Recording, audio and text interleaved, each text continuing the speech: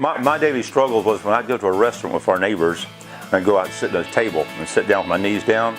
It took me anywhere from 5 to 10 minutes to stand back back up from pain. I surfed all my life. I got where I couldn't get up on the board fast enough to catch the wave, so I haven't surfed a year and a half. And my stride and my gait was shorter and shorter, like I looked like a beach bird. And here I am now in rehabilitation. I think this is my 5th week or 6th week. And each week it's better and better and better. And I can't say anything better than Dr. Desai. Went to see him last Tuesday. Everything looked great. His firm handshake and looking me eye to eye when he talked to me was what got my impression of him and wanted to go with him. After I had my surgery, the next day he came in. He talked to me just like me and you talking here, this ordinary person like you know me all my life. He didn't rush in, rush out. First week I had a walker for the week and a half. Second week a cane. Third week I started walking without a cane.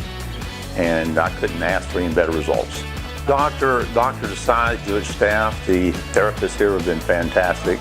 I've taken Tylenol. I never had any pain in my hip, very little pain in my hip at all. And like everything he decided on and went fantastic, no complications.